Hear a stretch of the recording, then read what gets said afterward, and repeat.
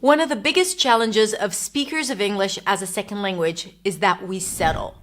We settle for a word that is not the right word, but it's close enough. We settle for being general than being specific. And we settle for not sounding as intelligent and sophisticated and witty as we may be in our native language. And the reason why that happens is mostly vocabulary. Now, if you haven't watched my video about how to enhance your speaking vocabulary, then I really recommend that you watch it after watching this video. I'm going to put a link to it in the description. But what I said there is that usually when communicating, we have a circle of basic words that we retrieve rather easily, that are really easy for us to use in a conversation. We don't need to think much and we don't have to hesitate before using them. And then there is another circle of words. That circle is the words that you know but you don't use, also known as passive vocabulary. And that's like a really broad and incredible list of words that when we hear those words, we know exactly what they mean, but we never seem to be able to pull them out when we need them.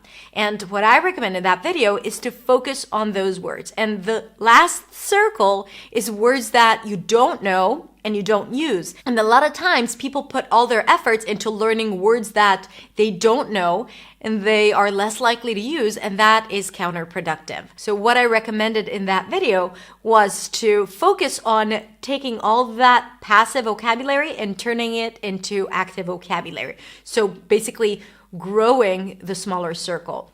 What I'm going to offer in this video and in this series of videos, #vocabulary upgrade, is a list of words that are basic words, are probably easy for you to retrieve, but I'm going to offer different words for you to use instead of those words. So these are probably words that you know or phrases that you know, but you tend to never use.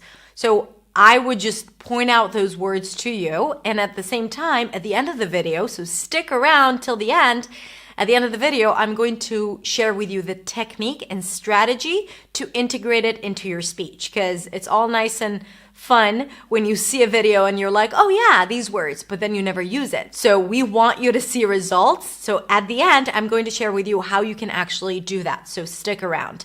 If you are new to this channel, welcome. And I want you to know that this is the right place for you if you want to improve your confidence, your clarity, and your fluency in English. And we are going to make you feel super happy about who you are and how you speak in English, even if English is not your first language. Let's get started with the first word. So the first word is I think. We use I think all of the time, and that's totally fine. You are a human being and human beings think, and you want to share that. But then you find yourself using I think all of the time, and sometimes you just want to vary it a bit, or you want to sound smarter to yourself. Again, it's not necessarily about the other person and how they perceive you. It's about how you feel yourself, expressing yourself, hearing yourself using the same word over and over again. That's the frustrating part. And as you feel more varied, it also boosts your confidence. And when you're more confident, obviously the words are more accessible in general, because nerves and judgment and anxiety, all of these things just shut down your fluency, and we don't want that. So I think. If you constantly say I think, here are a few phrases that you can use instead. I often use I feel that, okay? It's a little different because I feel and I think are two different emotions, but a lot of times I would use I feel instead of I think. I feel that we really need to consider all our options first before making a decision. I feel instead of I think. Or, it seems to me that you are not really paying attention to what I'm saying. It seems to me that. Now, yes, of course, there are nuances. It's not exactly the same as I think, but this is yet another way that you can use instead of just saying I think.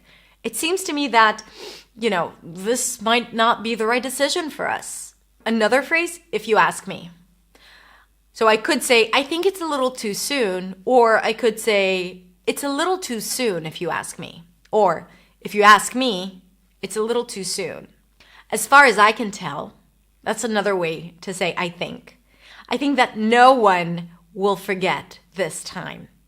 As far as I can tell, no one will ever forget this time. As far as I can tell. To me, things really need to change.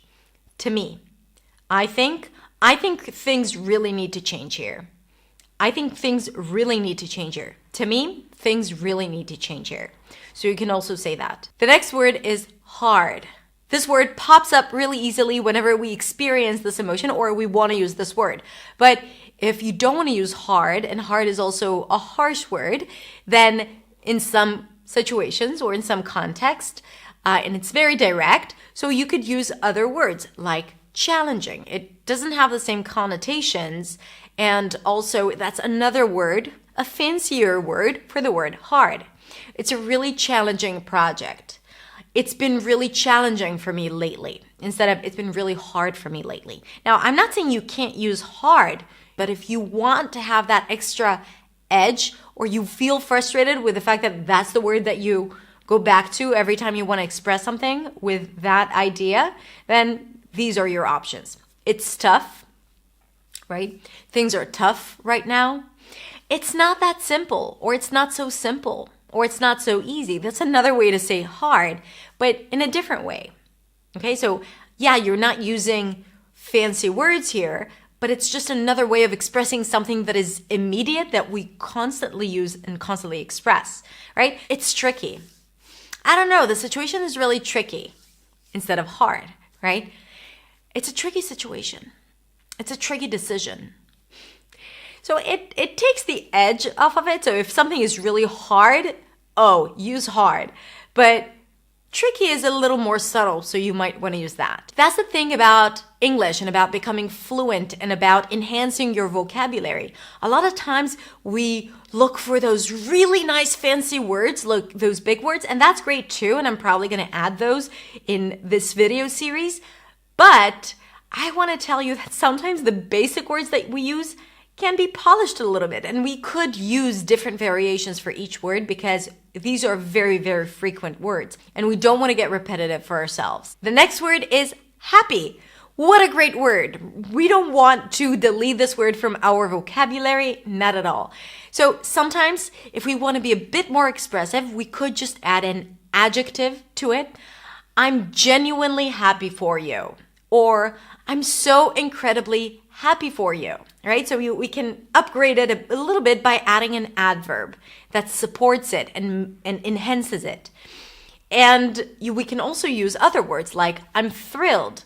I'm thrilled to be here. I actually love the word thrilled because I know for some of you it may sound a little over the top, but in American English, it is frequently used. Like you don't have to be, oh my God, I'm so thrilled to use this word, right? I'm thrilled to be here with you. That's cool too, right? Instead of saying, I'm happy to be here with you.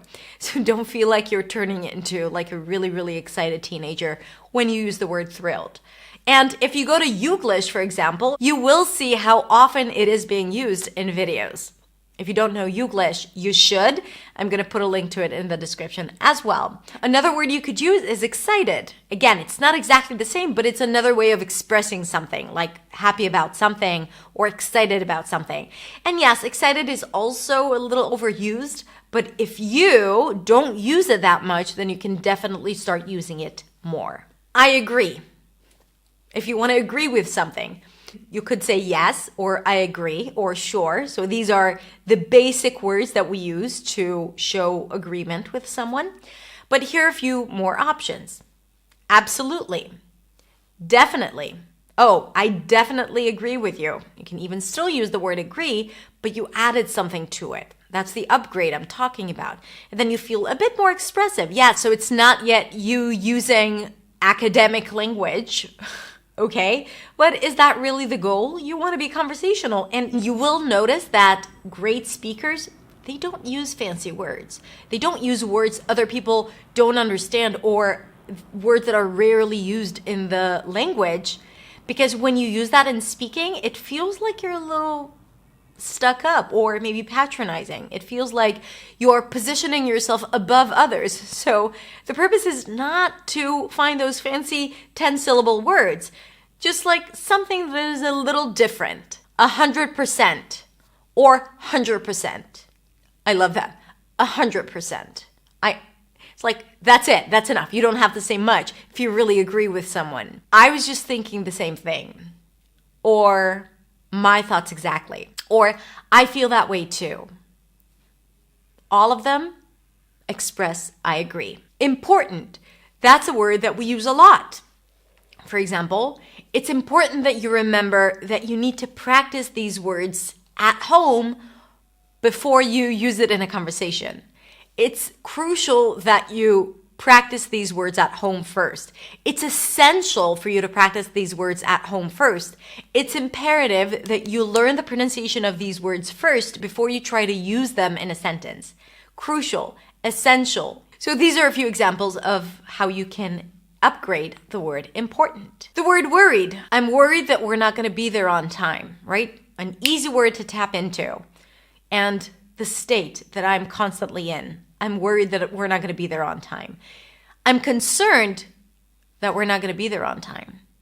I'm concerned, or I'm afraid that we're not going to be there on time. So 2 more words to use instead of the word worried. I want. This is such a great word. It's a primal word. We use it all of the time. You do not want to delete it from your vocabulary. We want to use it. Want. I just said want like 5 billion times. But here are 2 other ways to say I want, just to make it more interesting. I want. I feel like. Instead of I want to get some coffee, I feel like getting some coffee. Or I feel like drinking some coffee. Right? I feel like. Or I would love to. I'd love to go home after this. Instead of I really want to go home after this. So instead of adding the word really want, I'd love to. The word good. Good is a great word, but what if we say valuable instead, right? It doesn't really change the meaning. It's just, it makes it a bit more varied, maybe a little more sophisticated. I don't know why I always go to like that British enunciation when I say the word sophisticated. Instead of it's a good idea, it's a valuable idea. It's a helpful idea. It's an exceptional idea, if you want to say something that is really good, right? It's a helpful feature. It's worthwhile. So these are just a few other words to use instead of just saying that something is good. Now, what is the best way to start using those words in conversation or freely?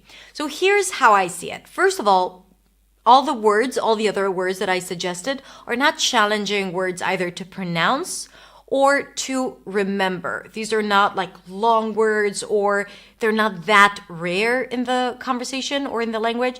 So the thing is that you just need to use it a lot.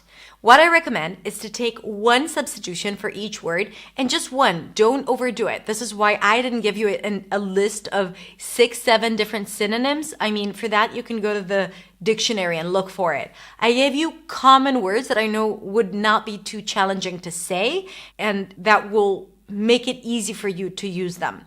So choose 1 word or 1 substitution that maybe you use, but you don't use that often, or maybe you don't use at all, and write it down. So now you have a list of 8 words. Then I want you to say each of those new words out loud, like 5, 6, 10 times. If you're not sure about the pronunciation, then Google it and come back and say it. Make sure you know exactly how to pronounce each syllable. And if one part is exceptionally challenging instead of really hard, have you noticed what I just did here?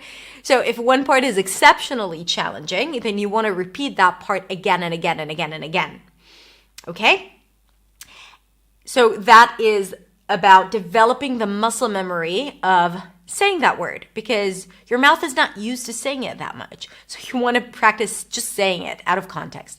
Then you want to use it in context. Because you know the context in which this word should be used, then I want you to just create 5, 6 sentences for each of those words and use it and say it out loud. Do not think it in your head. You can't practice English in your head. You just can't. It's not going to be the same.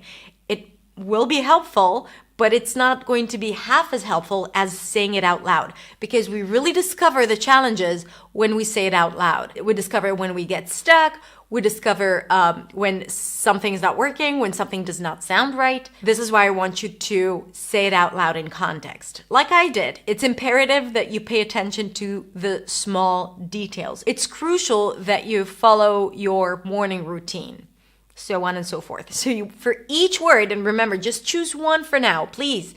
Just choose one. I know you want to get it all down. You want to practice everything. Choose one, but that one word, drill it in 5, 6 different sentences. The next step is to choose 3 words out of the 8 and use them consciously and deliberately in a conversation. So you are aware of them and you try to use them because, again, these are very, very common words. So you are very likely to end up using a few of them in almost every conversation.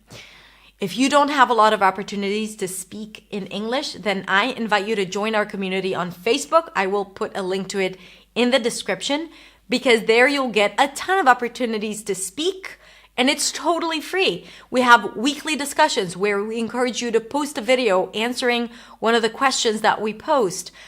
We have weekly activities and most importantly, we have group conversations. It's called the Speaking Club. It's on Zoom. We break into small groups. So you have the opportunity of speaking with 3, 4 different people. And we have like 4 speaking clubs a week. And again, it's totally free just for you. A great opportunity to practice. So I highly encourage you to come and join us, only with the best intentions, only with being fully supportive. And don't forget to answer the questions at the beginning because we do not approve people who don't answer the questions, just so you know. Okay, that's it. Thank you so much for watching. If you have more ideas for word upgrades for the words that I've shared with you in this video, let us know in the comments below. And if you haven't yet, subscribe to my channel and subscribe to the notifications so you get notified when I release a new video that is aimed at helping you feeling freaking awesome about your English. Yeah, I said freaking awesome instead of good because it is freaking awesome. Have a beautiful week. Stay healthy, stay safe, and I'll see you next week in the next video.